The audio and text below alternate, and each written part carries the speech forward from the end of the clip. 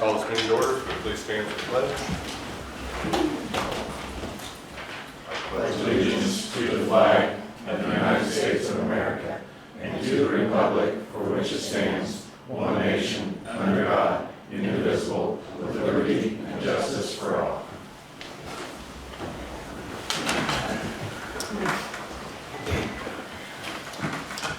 Start this evening with a public hearing for ordinance number 3-2024 regarding increased water rates.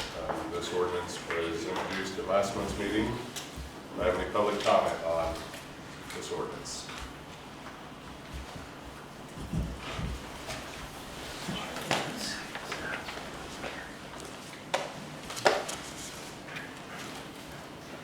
Brian, would you explain a little bit of our reasoning behind the water rate increase at this point? So we have applied for a grant, which would be a matching grant, to address some of our old water line issues throughout the town, and we've established the streets that are the oldest and in the worst situation. And then it also addresses trying to continue the loop of the water line for the town so that we have better access to the water throughout the town from the water towers. So this is a grant that we needed to apply for, and the first offering is coming up. If we don't get that, we will reapply, and that will be later in the year. When we get this, the project would probably start in, if I remember right, probably 2025, maybe 26, end in that same period, depending on when we get the grant. So what our thoughts were is originally the MISO, which is on the electric side, a couple years ago had really increased for the town, so we had put in 3 electric rate increases for the town. 2 of those increases has happened. The third one was supposed to have happened here maybe this month or next month, real soon. We chose not to, we suspended that electric increase because we feel that the town's electric line is in good shape, so we suspended that electric increase. And we knew that our current water rate would not support the infrastructure grant that we're going for. So we chose to have an increase in the water, which is far less than what the electric increase would have been. So if we would have had an electric increase and not a water increase, it would have affected the electric bill more so than what the water increase that we are wanting to approve, and suspending the electric increase. And we just need to get a little bit of a run on this project. If we wait until the project is completed and then had to address the water rates, we would have to raise them even more to address the issue. By starting now and getting a head start on it, it will be less of an impact later. Now, if we don't ever receive the grant for this infrastructure, which we really do need, and a lot of our water lines are 75 years and older in this town, and it's going to become a real problem. So if we don't get the grant, then we will step back, town council, and we will revisit this increase that we put in for the water if we do not receive the grant. But it's our hope that we will receive that grant, and that is why we're recommending this water increase. And like I said, we are suspending the last electric increase because we feel like our electric line is in good, budget line is in good shape, and just moving that to the water line in the budget. And I think it would have been about 1/3 of what the electric increase would have been. So far less than that. So that's kind of our reasoning for doing this. Any questions about that? And if you need to know exactly where the project is. We have a wonderful map up here that shows all the streets that are going to be affected by that. And I'll just bring this up for you to reflect upon. A few years ago, Penny, you can contest to this, before we did the infrastructure on Main Street, we had water break after water break after water break. And so many of them water breaks were so large that our city employees and our equipment was unable to handle those, so we had to contract those jobs out. And that was very expensive. I would hate to know how much we've saved on Main Street. I'm not too sure that we probably haven't recouped a lot of our funds of that infrastructure just by not having to spend all the money on the repairs. And if we don't address some of these other areas in the town, we're going to get in that same situation. We're just going to be spending money and spending money, putting a Band-Aid on a bad scab that's just going to break again. And so as a town, we're really trying to get ahead of this and trying to address this issue before we get there. Any additional comment? If not, we'll close the public hearing on that.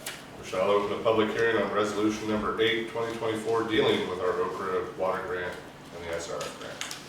Good evening, Alan and public. Mike Kleinpeter, Kleinpeter Consulting Group. I'm the grant administrator assisting the town with this project. The purpose of this hearing tonight is to discuss the application to the Indiana Office of Community and Rural Affairs. We're applying specifically for a water project in the amount of $700,000, and we will be contributing a local match of $66,000 in ARPA funds and a state revolving loan fund in the amount of $2,091,081. That's $2,091,081. These grants are a multi-step process we have to go through in order to potentially receive this grant. We submitted our first proposal to Okra. Okra reviewed it. They came out and did a site visit with Allie, Julie, Chris. I'm not sure who else was in the room. I think Greg from our team was there as well. I thought the meeting went very well. The second step is we submitted an application on June 28th. We want to make sure that citizens are fully informed and have an opportunity to ask any questions about the project. Funds through Okra are limited. They get applications in, they rank them and score them, and they just start funding until they run out of money. You don't know how high you have to be to get funded, but you at least have to be at 450 to be eligible for funding. We were well over 525, 540. We had a pretty high score, so we're feeling pretty good about it, but we got to get to the finish line. So with that, I'll turn it over to Mr. Stu Safka to talk a little bit about the project. He's over there, by the way. All right.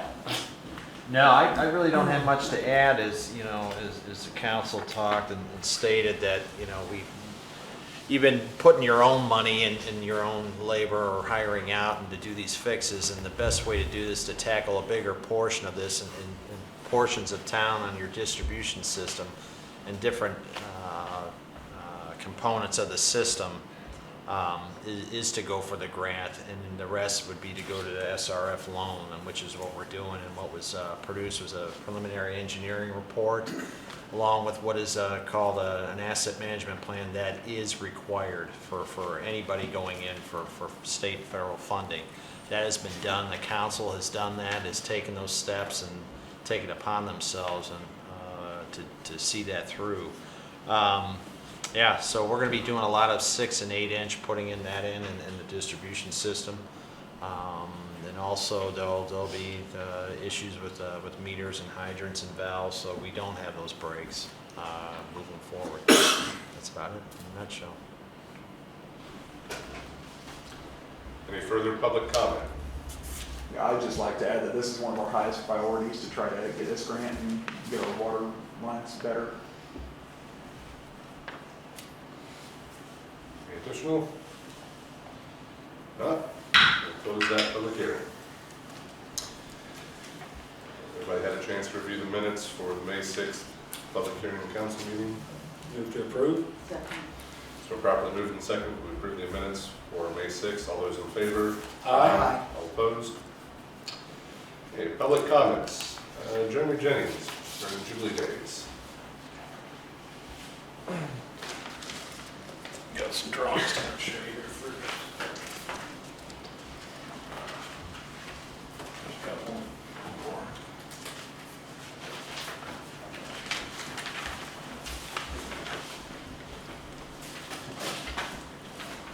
So I became aware that Jubilee was not going to happen on the normal date of August 16, 17, or third weekend in August. So Fred and I and some others stepped up and decided we'll do what we can to get it to go through. August 2nd, 3rd is when we're planning it, to try to get back in front of school. Because it used to be the event, last thing that happened before the kids went back to school. And then they changed when you go back to school. So we're shooting for August 2nd and 3rd.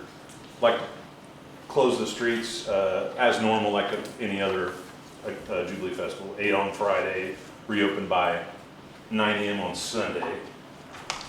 No more flea market on the south end of town. Everything's going to be moved up in this area, if you can see on your map. Perry Street for food vendors and all the other things that would be involved as far as crafts and all that kind of stuff. Hagerstown, you guys already provide electric drops that we need, and I've discussed that with Chris and Joe Burns as well, and the traffic control barriers. Try to have the parade as normal, almost as many events as we can get that normally happened to make those happen. Donnie and I discussed probably our biggest hurdle is what we need to know about insurance, because we're not an entity, we're just citizens that are stepping up to try to handle it to get through this year. And we plan on forming a committee in the future, and would ask maybe if you guys would recognize us as a community or a committee, so that we could plan and then come to you and ask for approval on what our events. Now maybe in the future, collect money to pay for the Jubilee events. But if we do require insurance, I'm not real sure. I talked to a few different festivals today on the phone and insurance companies. The cost looks to be between roughly $500 to $800 to insure our event like that. Could be a little more, but from what I'm hearing, $500 to $800. Is that something that the town would be interested in backing, or should I reach out to maybe the Legion or those kind of, I mean, I'm going by the seat of my pants here, so. I got a question. If this committee forms and the town recognizes it as part of the town, if we do something, would that then be covered under our insurance at the town level? Our town insurance does not cover any kind of events like that. They made that very clear with us. Can we get riders on that? I mean, it's possible, but every event we've ever had has been either the American Legion, the Lions Club, the Optimist, it's always been some of their. Did you, as the town, require the Lions Club to have insurance? It's always been a Lions Club event. It's not been a town event. I don't know that we can answer that we required it. Most national entities, Lions being one of them. Require themselves to insure. The Optimus, they pretty well, if their name is on it, they have a blanket policy that they let the clubs use so that their entity is covered under that blanket policy. I still think they had to make an expenditure out of our local club to pay for the event, the way I was understanding it when I spoke with the Lions Club. Even though I think that the... So they bought a rider to cover the event. Yeah, Lions Club International said, Hagerstown chapter, you have to insure your own event. Gary, how we do it was under part of Hagerstown's insurance, right? Correct, you just go to an insurance broker, and there's insurance brokers for event coverage. And you guys, Heart of Hagerstown handled that for all the Eclipse events, right? Car Which is shows. about 1,700. How much? 1,700. Ooh. But that was a multi-day event and multiple big events. Yeah, you're right. And That's we a lot had longer. fireworks, which I think was 500 to 700 of it. Yeah, So, Who did your fireworks? it's great. Scretti. Well, he's privately insured. Why would they require him more for fireworks? Because if anything goes wrong, you're all going to be sued. Welcome to the 2024. So, Speaking before, like with Jeremy the other day, was when, some of the times when I did this planning in Richmond, no matter what organization, when we closed the street down, if it was for a 5K run, or if it was for the fireworks, for the Roosters game, or whatever the name of that team was, they had to provide us with insurance, proof of insurance. Because Jeremy, I would make a suggestion just because I happen to be one. And I don't know, I'm not speaking for them. I know Jubilee Day, it was approached to the Optimist Club, and I know that they felt that it was just too much of an undertaking for their club just because of the age of the, I should back that up, some of it. They just felt that it was probably a larger event than they could handle. Sure. But if they could associate somewhat with you, getting their name attached to this a little bit, they do have blanket insurance that covers events. And it might be worth just the time to reach out to Max Soliday and just, not approaching them and saying, we need you to come and work and we need you to do all the work. I'm not against asking the Legion as well either. Or the Legion would be one, but And if we, like Donnie and I talked, if you did recognize us as a committee that was approved by the town, that we could fund it ourselves and get the insurance ourselves. If that's, You mean the town get the insurance? well, I mean, if we got any COVID or Eclipse money in a bag in the back anywhere, that'd be great. I mean, we could raise the funds however. I don't know, will our insurance, will they do a rider for that? Julie, what's your thoughts on it? Well, like Gary said, you can just shop it privately. We wouldn't have to even try to tie it to your insurance. We can just do it through a whole nother So entity. who would take it out? Jeremy Jennings takes it out? Well, if we form a committee that's approved by the town, the committee would take it out.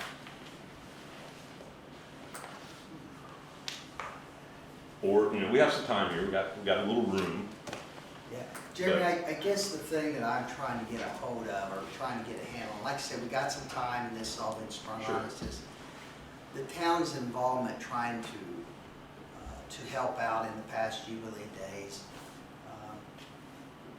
The Lions was a nonprofit, so that, so when we I provided. understand that, yeah. When we provided the electricity and when we helped out, we was basically helping out a nonprofit, not for profit. There's nothing here for profit. So if there is a profit, where does the funds go? To the council that's only to be used for Jubilee days. It's approved by the town. Okay.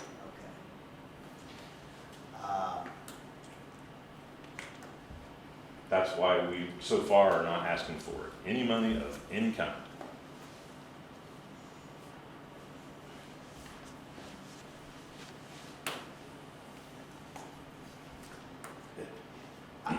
I guess we're stuck on the insurance here, is what we're talking about. I would hate to see you go into this event without insurance. You get one person hurt, and that's probably not going to be good for anybody. Agree. So, I guess, so we just don't get hung up on this, I guess what you're asking is could we see what a rider would cost through our insurance company? Yeah, we can look at that or just, And then if you want to check and see what the cost would be, see who Gary went through and check with them, they Sure. might be less money. And then I guess the thing we have to decide is do we want to form this committee that you've asked, the Jubilee Committee that is, how are you asking that, to be a part of the town or underneath the town? Donnie probably has a little more insight about I that. think if we move forward with this and a club or organization does not pick this up, and then I think Robin had mentioned in the meeting before that most communities do their own events. They do their own event. From her experience of traveling around to other communities that do events. Most of So the time when we play other towns, we're paid by the town.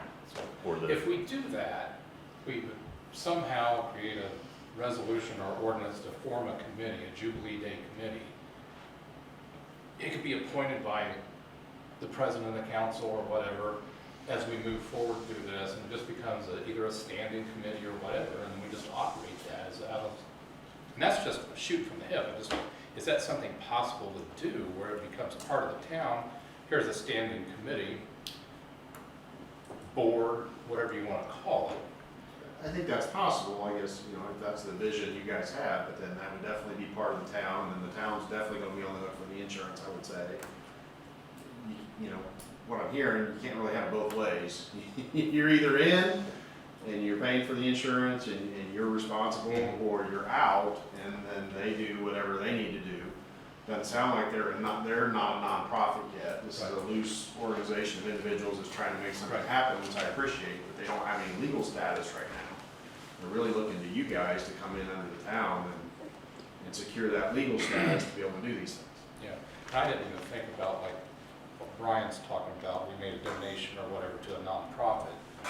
If we don't have that entity out there to that'll be players or Lions Club or whatever, and we're just donating free electricity and water or whatever, manpower and kind labor to Jubilee Day, but Jubilee Day is Jeremy and Fred. They're just two citizens that step up to put on a parade and a show. And about 40 others that are No, volunteering, you know. no, I get that, but you guys are the ones sitting here, that's why I was directed at you Sure. guys. But, you guys are gonna head this up, but yet you're not a nonprofit, you're not an entity, like we'd spoken before about the entity part of our organization.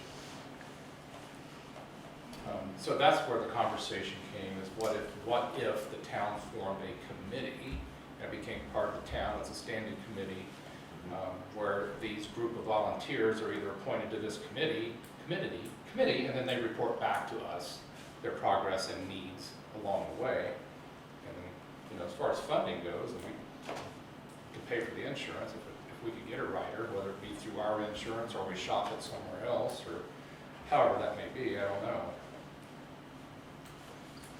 May I ask a question? Yeah. I represent a non-for-profit committee, organization. And if several different, because I know what he's talking about, the Optimists, because they're smaller now and members are aging. Same thing with our community and same thing with Sciotes and different things like that. If several of the, in this standing committee, if there was representatives from these nonprofit, because that's what we were going to read a letter to volunteer to represent, we've already got in place this year. So our hope was to be part of the committee for next year. Would this be an impact? Because we all have our own riders of insurance. Our committee, we have a rider of insurance. Optimus has a rider of insurance. So it seems like, Jeremy, you got your answer to insurance if you're willing to bring them on. I'm assuming when a club comes on, they just need some type of designation that they're a part of the. Sure. Doesn't mean they do all the work, they just need some type of designation that they were a sponsor or something, a part of this, and then I believe their big rider, their national rider would cover you. I'm not sure about that because. Well, ours is not national, it is local. I mean, we pay our own insurance out of our. But it may be the same thing the town's dealing with. Their Yes. insurance won't cover a special event. You have to get a separate policy for the event. You have to tell them It depends exactly on the what you're. size of the event. If Well- it's just like one day event, but this is bigger, so we would have to get our own. But if you have children's games and water rides and fireworks and anything to do with that, you have to check any one of those boxes. Exactly. They want to know every bit of that detail, which outcomes the price. Yes. So I guess at this point, as long as we can get approval to do the event and then get to work on solving the insurance problem. And I think it goes deeper than the insurance too, because we're looking forward to building this, and we're laying a foundation on how we want to move forward. Right, but with 8 weeks to go, I mean, I really just like to Band-Aid it and get through this year if it's possible some way, because it's so it doesn't fail. And I mean, I get all the variables, I just want to Band-Aid it as much as we can to get through, because we're running out of time. Just speaking from a citizen standpoint, I think it'd be easy enough to raise whatever the insurance would be if you have to. I do too. Just for instance, whoever's going to benefit from the Jubilee Days financially, like the vendors or whoever, making an entry fee, and maybe Robin already did that. It cost you $10 to set up your booth or whatever. Yeah. Just a suggestion. Whoever wants this and is going to prosper from it would certainly be able to, willing to give up, you know, a fee to be able to be involved, I would think. Just a suggestion. First off, you gotta find out how much it's gonna be. If Right, I If mean, there's gonna be a, If it was, even if it's $2,000, I can raise that. yeah. And we could just, like I said, we could put their name on it, or if the Legion decides to make a donation, or whoever's name on it, just get somebody's name on it to pay for it and get through this year. And then we'll get the group going of all the organizations for next year. So Jeremy, have you addressed, I mean, it's new, it's first time. Have you addressed, is this Perry? Have you addressed Perry to the north, those neighbors and that? I mean, that would be new for them. There's only 2 houses I haven't talked to yet. And they're okay with it? So far, everything's great, yeah. Because what you've asked to close off before is a lot of this has already Yeah, been done. it's basically the same, except for the little section by the Right. library. Yeah.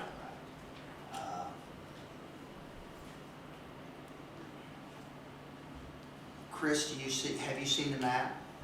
Jeremy and I discussed, Do- do- well, do you- I like, Do you yeah. have a problem with the street closures? Is it gonna? You know, the only thing our electric department suggested is we're just not real sure about some of the electric drops. You know, we do have them down South Plum Street. What we did for the festival on South Washington Street was rented generators, and we have actually purchased one generator since that festival, but we would probably need maybe to rent another one for that. I spoke to Joe when we walked up the street the other day, and I don't think we'll have a problem. Did he say you could do the drops Yeah, on the the drops. north and south side of college, or just on the Yeah. north side? The only one we need on, outside of here would be on the west side, and then up on the alley we can drop on either side.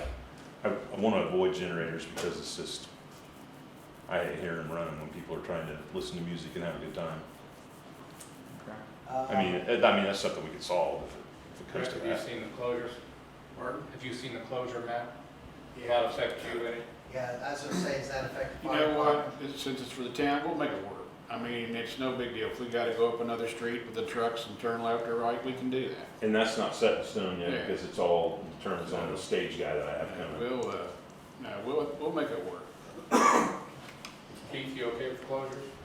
Yeah, I spoke to Jeremy a while back, and my only concern was, and that's when I brought Rick in, was when I submit my permit request to NDOT, I have to give a north and south detour route. So how that was set up, we would have to move the north detour route to North Market, which would put them across the fire station. So that's when I spoke with Rick about it, and he's, like he said, he could make it work. And on my end, it's really no different than how we've done it in the past. Honestly, it might be a little easier because it's going to be more confined to a certain location right here. So on my side, I don't see any issues. Jeremy, what's the times again? Friday starting what time? I'd like to have be able to close the streets at 8 because it's hard telling what time vendors or food trucks will show up. 8 a.m. Friday. 8 a.m. Friday, and when will it all be cleaned up and opened up? Reopened by 8 a.m. Sunday morning. And probably way earlier than that usually is. Of course, Keith, when you open up, you're only gonna have Main Street shut off for the parade. Just for the parade. So once that's over with, Correct. it's all open anyhow. Correct. So the you're- detour, and I'm assuming, Rick, you're gonna be in the parade, so the fire engines will be out anyhow. Yeah. So Yeah, we- it'll be like the last several years. The total closure on that part of it is maybe an hour. Just the length of the parade. Well, I'm gonna go on the assumptions that you've talked to the neighbors and to the library, you know, that you're gonna close off. And if those assumptions are right and we are getting close, I would make the motion that we go ahead and close the streets from the 8 a.m. Friday morning to the 8 a.m. Sunday morning that Jeremy and his committee has presented to town council. department committee. We have and should. Yeah, I agree. It's been properly moved and seconded that we approve the road closures for Jubilee Days as presented, occurring 8 a.m. Friday and 8 a.m. Sunday of the weekend of the 2nd and 3rd of August. All those in favor? Aye. All opposed? I abstain. Hey Jeremy, real quick, are you guys gonna have a car show? Right now, Car show or tractor show? there was, yeah, Cruiser, Donnie did it too. What's that? Donnie had a question about that. Car show or tractor show like they do on a Friday night? Still in the air, still in the air. Would it be in the same areas that you have closed? The school's okay with doing it down there in their lot. And they were also okay with fireworks from their location. Instead of having people go somewhere, you can stay right up in this area and you'll see the fireworks. Keith will appreciate that, I'm sure. Absolutely. Do you have anything further for us? No, we'll just get to work and we'll see you in a month and give you an update. Sounds good, appreciate it. Yeah, thanks. Next up under public comments, I have Michelle Huntington from Hometown Christmas. I'm here on behalf of Hometown Christmas Committee. We are looking at bringing back a lot more festivities that we've had in the past. And one thing we're looking at adding and wanting support and approval on would be a nighttime parade. Like say 7 to 8. And we would want to run the same parade route that we do the Jubilee Day Parade.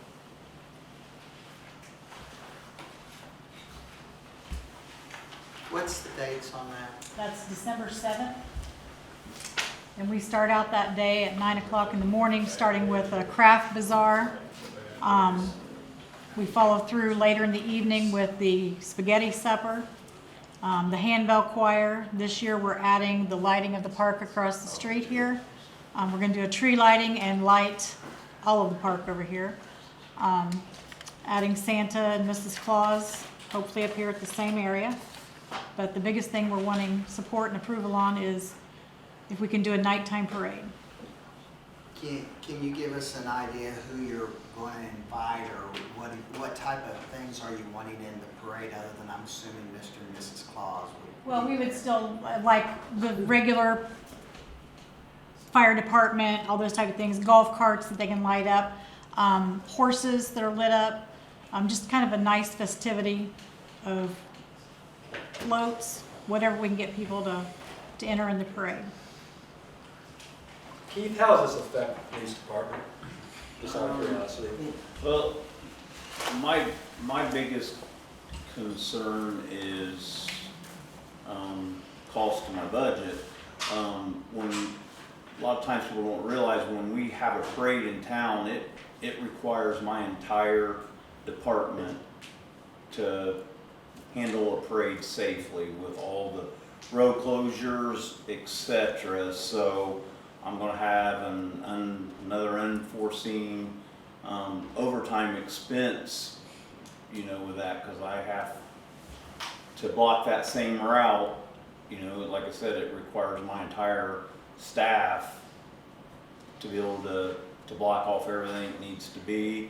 I have to submit another request through NDOT for a permit, which probably it shouldn't be an issue. My biggest thing is, like I said, it's going to be the cost of the staffing for another parade. I mean, I just feel like we're getting to the point where we're having more parades than New York City does here. And, every parade is requiring, like I said, everybody to be out. So I'm looking at probably, 5-6 officers overtime for a couple hours. That's just money that's not foreseen in my budget. That's my only concern. How many, if this was approved, how many parades would that be this year? That you had to Closing provide? it, if the other one that I hear is wanting to be proposed for Halloween, we're closing in on like 5 parades this year. So right now you've had the solar eclipse parade, correct. The Jubilee Day Parade. Did you do anything for the senior parade at the high We school? did, but not to that scale. But we did have that one. But that one doesn't require the manpower that these other ones do. So that would probably put us somewhere around 4 full parades. And then the senior parade would technically be the 5th. Okay. So Keith, the overtime for a couple of hours, what, $1,000? Yeah, probably, somewhere around there.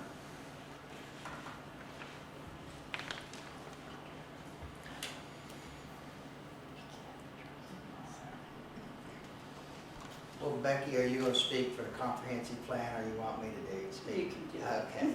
You know, I just want to remind everybody, just public, we do have a comprehensive plan for the community, and it has many different areas of that comprehensive plan of things that we want to develop in the future. And activities like this, you know, where the town comes together, and activities like this is something that we want to encourage the town to do and to develop, so that people come one year and they have, you know, that was fun, bring our kids back another year. You know, I think as we move in this direction, it does help fill that one area of the comprehensive plan as we're trying to develop arts and different types of activities in the town other than just sports and things like that. So I know, I think, Gary, I think the last night parade was pretty well attended. Correct. I think everybody. And Keith, we didn't have really any problems. I mean, no mischief or anything. No. I guess I'm going to speak for the plan commission, but I think I'll be okay. If we want to try this, if town council wants to try this and see how this develops and see how this does, I believe we have enough budget money left in the plan commission that if we need to move that over to help Keith's budget out for his officers for a couple hours, I think we could probably do that if that's something that we want to develop. All towns are noted for something, you know. Maybe we're going to become the town of parades. I don't know what it is, but I'll just throw that out there.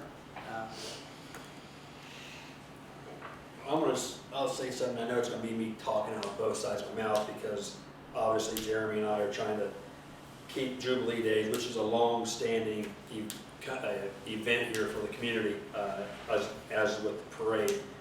You know, my concern, and Keith has brought it up, is, you know, we're having all these parades, and then sports teams, if they win a county title, they're asking for police escorts and fire escorts. My only concern is when you keep doing this, a couple things. One, you're losing the effectiveness of these events. If you're having one of these events every month or every quarter, I think you're going to lose the effectiveness. The other thing is, what prevents someone coming to us and saying, hey, I want to have a parade for Arbor Day, or I want to have a parade for, you know, 4th of July. So I guess my thing is I understand it's part of the comprehensive plan having more activities, but you know, I think going down the parade route, I think we could very well lose the effectiveness of these parades if there's a parade every 3 or 4 months. That's where we earn our money at that point. We start getting too many parades and the council just don't approve. I'm just throwing it out there. Yeah, that's what I'm saying, is we don't have to approve every parade that comes along. Correct, I agree. We can establish some sort of priority on what we want, what the town wants, what the town needs are, without interfering with the town. So if we get inundated with Parade requests, yeah. and we won't have an Eclipse parade next year, so that's gone. Well, that's good, that cost $40,000. Yeah. Well, their parade is attached to a larger event, which Yeah. makes a difference. And this is not going to have that Labor Day parade, the Thanksgiving Day parade. But there is talk of a Thanksgiving parade, so that's, again, there's just, if you look at that just right there, there's 2 months there that, you're gonna have back-to-back parades. But are there any other activities attached? Again, I'm not part of those committees, I'm just speaking as a person kind of hearing and seeing some of these parades coming through, so. From my point of view, we can what if everything to death. What if this happens? What if that happens? Look at Jubilee days. And now we've had hometown Christmas for several years, and the parade's what's going to take maybe an hour, if that, and it depends on how many people are involved. I don't see, and it's up to you, just like when I was on council, you don't have to approve every single thing that comes before the council. And when we have an escort between, for our Little League, or the boys win the sectional, the girls win the sectional, we have an escort, that's just showing pride in our community and pride in the schools. And if we just quit it, then what is it for? Are we just going to quit everything and always say, oh, we can't do this, there's a parade, we can't do that, we can't do this, we can't do that? There's got to be some leeway somewhere. Yeah, I know the eclipse, the people didn't turn out, but it still was a great event. Gary and his crew did a great job planning that stuff. And if you start just looking at, well, what if this happens? What if that happens? Yep. What if tomorrow we're not here tomorrow? What if? So, we're going to do something, I can tell you that right now. Because the way that I see it, we have to do something to draw people into the town, into the businesses that want to spend their money into this town. And I would make this comment, the eclipse thing was maybe disappointing to a lot of towns, but if you was out in the county and you talk to people, and I spend a lot of my day outside of Hagerstown, a lot of people said, you know what, Hagerstown really did a nice job. They had a lot of activities, the town was clean, it was well organized, and we went over and did something, and I think if we can do these things well, do them well with a lot of thought, and people get used to saying, you know what, Hagerstown's doing that, and everything they do really well. Maybe we need to just show up and see what it's all about. And like Rick said, if we can get people used to coming to town because we do things well, I think that's a good thing for the town. I do. And yes, Keith, I think if we're going to do this, do more of these, then I think we need to be more lenient when we look at your budget. We need to make sure that that is in there to cover it, because I don't expect you to do this, that's anything that's not been in your budget. I understand that, and I wouldn't ask you to do that. That's why I said, I think for this one, the Planning Commission would have enough money to appropriate over to your budget so that it doesn't hinder you in any way. Keith, how would your department's responsibility change if we did as we did several years ago for Jubilee Days, since most of the events sounds like are going to be up here, if we came down Washington to College and just went down to the school instead of, and bypassed Main Street completely? We had looked at that before we brought this to you. The thing is, it may be a lighted parade, but you also want to be able to see with the lights. There's not enough lighting down these side streets. Main Street is what is well lit, so you can still see what's going on. The route itself actually doesn't, affect what we do or what we would have to do. There's no difference between it being College, Main Street, or Walnut, or whatever it is. It's still just gonna, require, just the same amount of manpower. So that itself wouldn't, at least on my end, wouldn't affect us.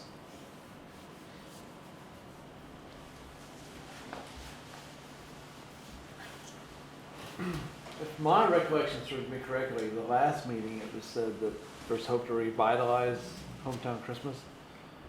And then this young lady seems like she's trying to do that, so maybe it's not the complete answer, but it's definitely an effort. Any other comments? I'd sure like you to see if you can bring back the carriage rides also. Yes. That was something that I always come up town to do. I enjoyed that. We have talked about that over and over and over, and there again, it's the insurance. So many people that did the carriage rides before, as individuals, can't afford that insurance. We have contacted a lot of other carriage companies that have their own insurance, but they're booked out for the next 2 years. So it is something that we would like to bring back, but if we're gonna get on the agenda, we're gonna have to do it for 2026, 2027.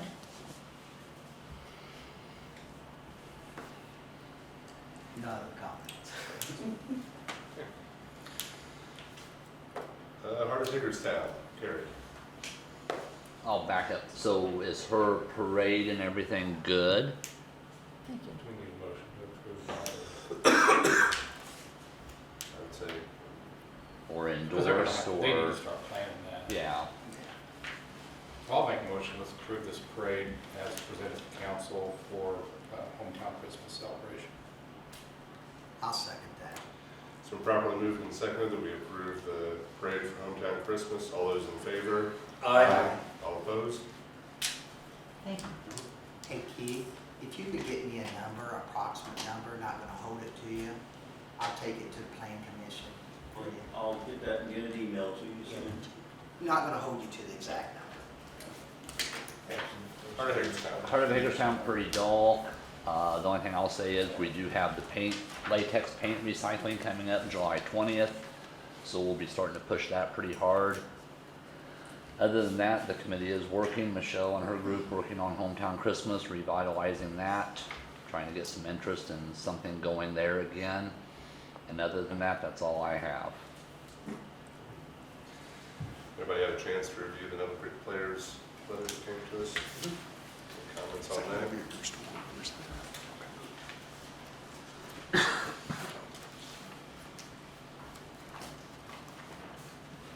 Under public comments, do we want to comment in public what the letter was about?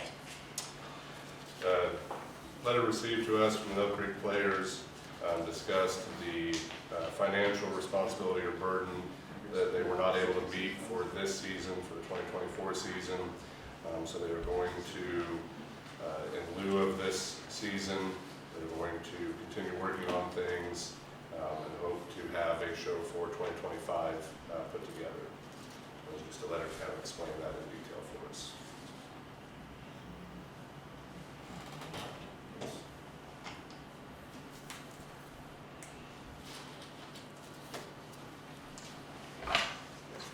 Seeing none, move on to approval of ordinances. First up is ordinance number 3, 2024, the ordinance to amend the rates and charges for waterworks in the town. Move to approve ordinance 3-2024 as presented to council. Second. Properly moved and seconded, we approve ordinance number 3-2024. All those in favor? Aye. All opposed? And we have ordinance number 4-2024, a wage and salary ordinance, effective date 6/3/2024. This is for a new employee, correct? Yes.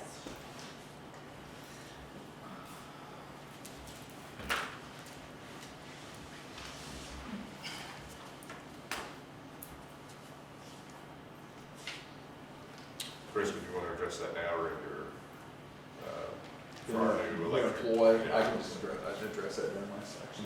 There is one thing though that while we're in this council action section, we had discussed using some ARPA funds towards the Okra grant, and Julie and I and Mike, we've looked through, there's not any kind of a formal council approval anywhere that we can see, it's just something we discussed, and I guess we need, I don't know if that needs to be a resolution or just council approval for that, but There is a resolution tonight, and I have one prepared with the ARPA funds included and one without the ARPA funds included, and so we just needed to know which way the council wanted to go.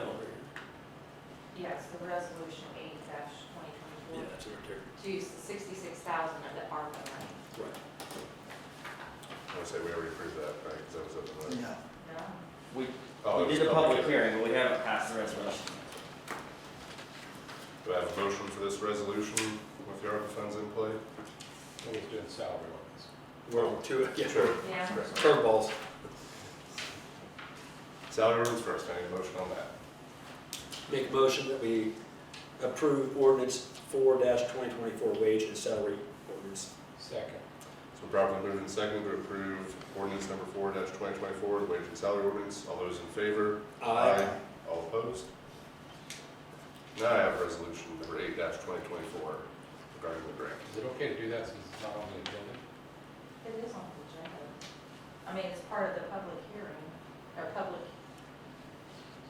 Resolution, yeah, it's in the second one, on the public hearings. Oh, we just skipped over. I mean, we talked about it, but we haven't really passed it yet. So I just didn't put it down. So it's okay to, okay, I'm gonna make a motion that we approve resolution 8-2024 with the use of the $66,000 out of the ARPA fund. Second. So properly moved and seconded to approve resolution number 8-2024. All those in favor? Aye. All opposed?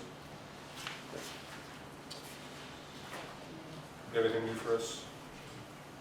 No, I did cover the BZA meeting, I was there for that, and then I met with Chris and Terry on Friday, talked about some things, some ordinances, some enforcement actions, and I had a good meeting with them. So, that's all I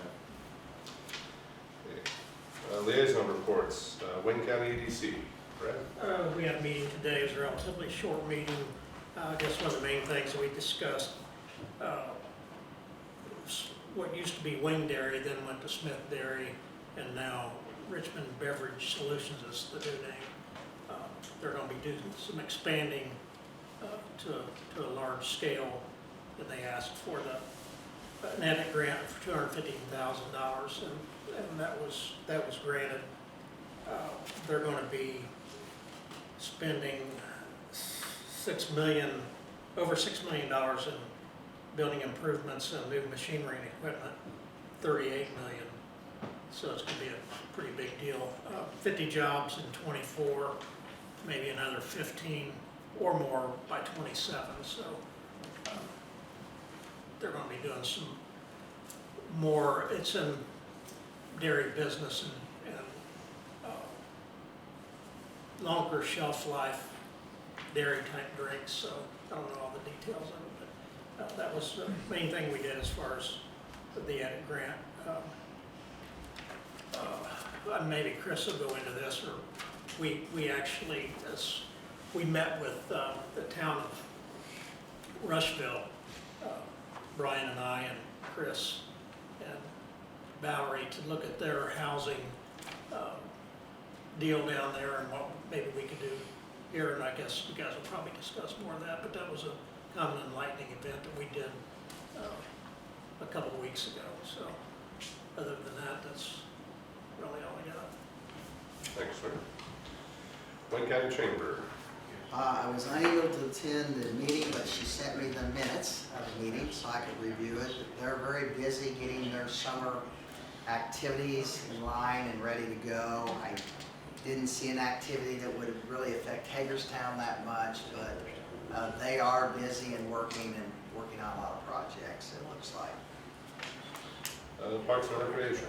The next quarterly meeting is next Monday here in council chambers at 7 p.m. Obviously, the public is invited. That's all we've been one night. Fred, we talked about buying a piece of property down by the EA Park, is that? I've not had anything back from Mike or anybody from him, so that's on my agenda to talk to them. I didn't know where that was at. Yeah, I reached out to Sean and Mike to get kind of just the temperature of the room, and I've not got anything back from them, so. I went down and looked at that property. There's a swamp in between the Yeah. two properties. Yeah, oh yeah. Yeah, that grassy area, the tall grass, that's where the swamp marsh land is, and then it extends out into EA Park. the EA Park there, and then actually comes back even into Arnold Krall's, former Arnold Krall's property, and across the road, so yeah. And there's not really much. Not much usable space there. No, there's not. Basically, wetlands or some type of. So the idea of connecting those two parks is probably out. If you put shelter house or an events venue where. There's not much you can do up down there other than maybe, like it's some type of nature-esque area. I mean, I'm sure. Mosquito harbor. Yeah, mosquito harbor. You know, one thing though, we're always looking for locations to fill. If you get down to the south side of the airport there's a huge area that's been filled in just within the last 15 years between us and Wayne County with, you know, when there's been bridge replacements or that kind of thing, they've brought extra earth and dumped in. And so it's possible that, you know, some of that could be done there, that part to get that swamp out. But that'd be a long project dumped in there, and then we talked about cleaning that property up because it's an entrance to Hagerstown. I hate to make it a dump. Or a dump. A dump for soil, like what we did, yeah, what we did at the airport, yeah. Yeah, but like tons of concrete and stuff like that, I mean. Well, they have to come in and cover that. That's the base you won't see, but then they have to put topsoil on top of that. But it gets ugly before it gets better. Maybe It does get ugly before it gets better, but yeah, at least it's not a swamp, you know. Now, one thing I will mention about that property, and Jeff will attest to this, because he and I have actually worked on this together once before. The wooded area before you get to the house has become a haven for tires and old refrigerators and stuff like that. So, you know, the hope would be that you can go through there and clear some of that out to where you wouldn't have a dumping area, if you will. Like, so there's not going to be a lot of stuff you can do with it other than making it a green space, which could be a part of the park system. But at the same time, like you said, there's really not much you can do. Keith? Really don't have much other than I haven't heard anything from the Legion or anything about 4th of July, but I'm assuming fireworks is still gonna happen. We'll do it on the 4th of July, as always.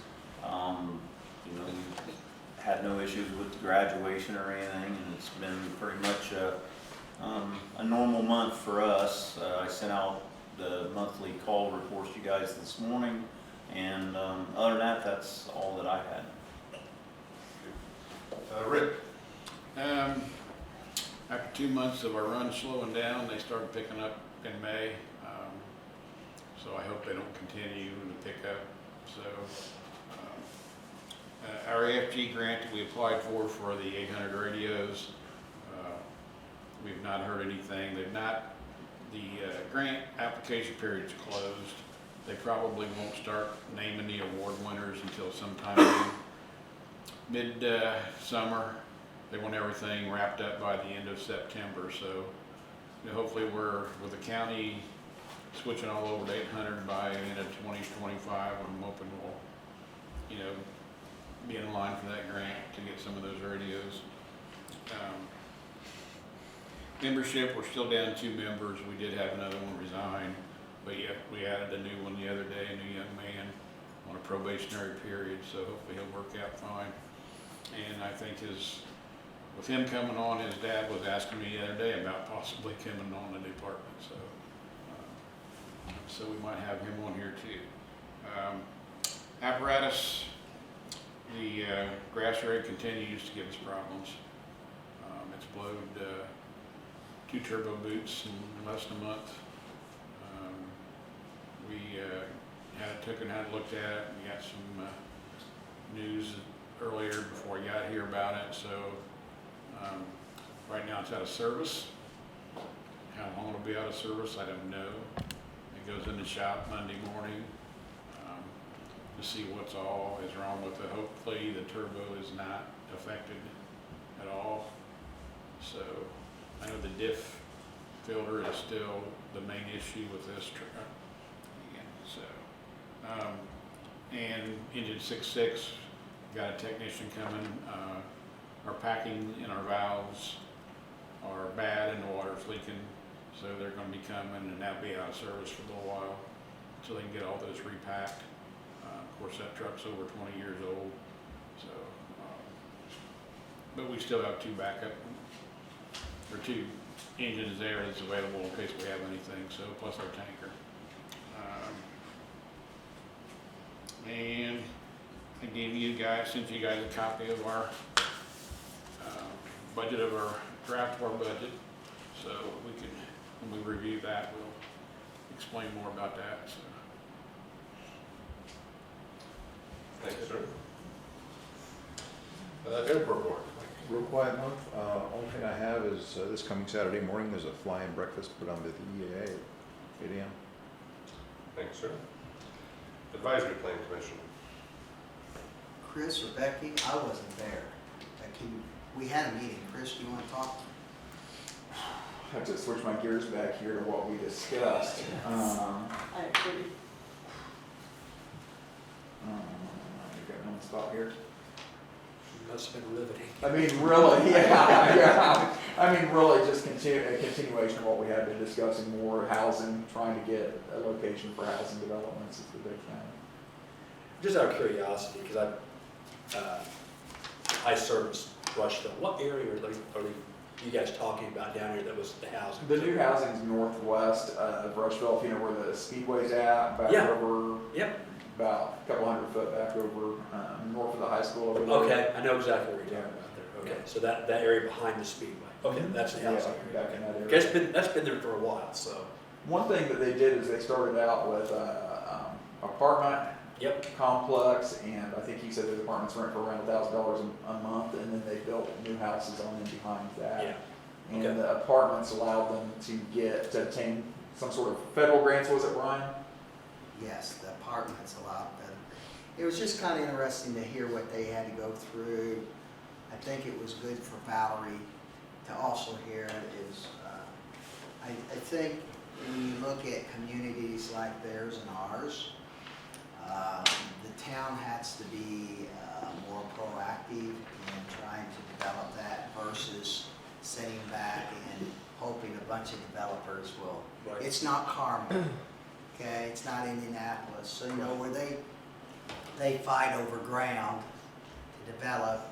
They had to be more proactive, and they had to do a lot more of it themselves, and they learned some things from that. And they were really a good resource. They were really open. Some of the things that they wish they would have done different. Some of the things they think has worked out real well for them, and they're still being very proactive going forward. They bought some additional ground and want to continue to be pretty proactive.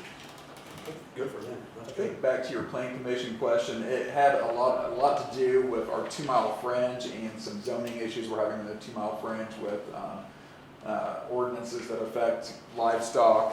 You could probably almost speak better to it than I could because it's outside of my area. It's on the 2 mile fringe, but we're having some livestock issues. Building placement issues, that kind of thing. John, I don't know if you've worked with Terry on some other things besides that, but. No, just from what we talked about on Friday, but we talked about some of the unique challenges of the 2 mile fringe, and it's just a different environment out there and different hurdles that we have to cross, so we gotta work on those. You want to shift gears to your manager's report? Yeah, that's fine. I can handle that one. So for our wastewater treatment plant, we've been jetting some sewage lines around town. We're still waiting that clarifier repair on the one clarifier. We're just using one right now. One thing I would like to stress, we have had some residents that have had issues with their sewage laterals, and the sewage laterals, which are the lines between the house and the street, those are each individual property owners. And I think Jeff could attest to me that if you have tree roots or anything like that busting up your sewage lateral, it can be a really costly repair. And I would just urge homeowners to get those inspected and prevent some huge cost. Our water department, we've been working almost every day with Triad Engineering and Mike Klein-Peter from Klein-Peter and Associates on the Oprah grant. I think we have a really good chance of getting it this time. We've also been patching several spots around town from water repairs. Electric department, we did find a replacement for Ben and hired Jake Loudy as our electric assistant, and he had formerly worked at Reed Hospital on the grounds maintenance, and so he is actually starting tomorrow. Our electric department's been assisting other departments doing some tree trimming. Streets department, painting curbs, filling potholes. I've been working on our next round of community crossings grants. One thing I really want to concentrate, I think over the last 10 years we've been able to upgrade all the streets from where they're at. Now I want to start working on the curbs more and focusing. I think we can slow down on street replacement as far as milling and replacing the streets, but I would like to focus more on the curbs and actually trying to rebuild some of our streets. Other things that we've been working on, just working with Terry as he becomes our building inspector. I know he's trying to identify blighted properties and deal with properties that need to be demolished. Met with John over some of that. We do have our new electronic sign up and running. We've been trying to collect digital graphics from different organizations to put up on the sign as well. And I also gave each of you a report on our vehicles, which shows you what age we are. Our average age of our utility vehicles right now is 14 years old. So I have talked to Brad and a couple others about possibly replacing those and trying to get some ideas of cost on some of those, at least one or two new ones. That's all I have right there. If you've got some questions. Any comments? Questions? Everybody should have got the building commissioner report. Julie, do you have anything for us as clerk treasurer? Still waiting on the exit interview for, from state work accounts for 2 months now, so I don't know what's gonna happen. But also then, part of the SRF, correct, we need a financial, what's it called? So with the state revolving loan fund, you're required to have a financial advisor that has a Series 50, Series 54 municipal advising. I own Klein Peter Consulting, Sean owns Klein Peter Financial, he has those credentials, he helped Julie do the asset management plan that was required, and then working with Julie and Chris. You need somebody to represent you when you go to the state revolving loan fund, it's a requirement of theirs. So I think Julie has a contract for Sean to do those services. Right, and Alan would just need to sign it. Was his fee included It's everything? in the budget. I thought it was. Yep. Thank you. It's an hourly contract, it just depends on how many hours, and you'll get a report of his hours and what he did. So we should probably make a motion. Or He's out of the country right now, or he would be here. So it's okay for Alan to sign it. Yeah, you can, someone can make a motion to authorize Alan to sign.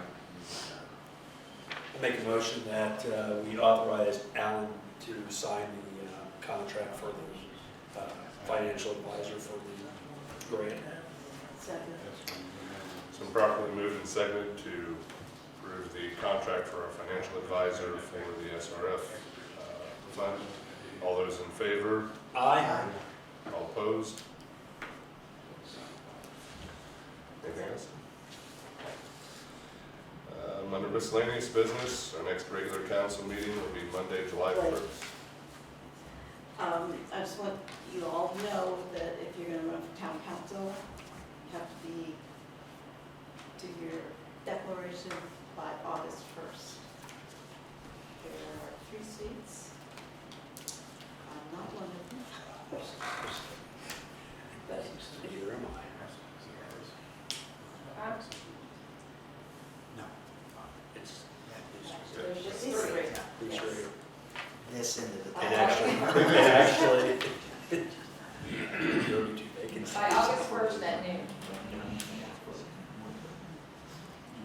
Mr. President, I have one more thing. I would like to, I talked to Julie, you know, we created that MISO line within the electric general line. And, you know, we was gonna keep trying to build that up. And I talked to Julie, I'm gonna just say our general electric line is okay. So I'd like to make a motion that we move another $25,000 from the general electric line down to the MISO line in the electric budget. So moved. So probably moved and seconded that we move $25,000 into the MISO line account for our electric fund. All those in favor? Aye. All opposed? Miscellaneous business, next regular council meeting will be Monday, July 1st, 2024, 6:30. Anybody have anything additional? Everybody's had a chance to look at claims. Move to approve. Second. So properly moved and seconded, we approve claims as presented. All those in favor? Aye. All opposed? Move to adjourn. Second. So properly moved and seconded, we adjourn. All those in favor? Aye. Aye.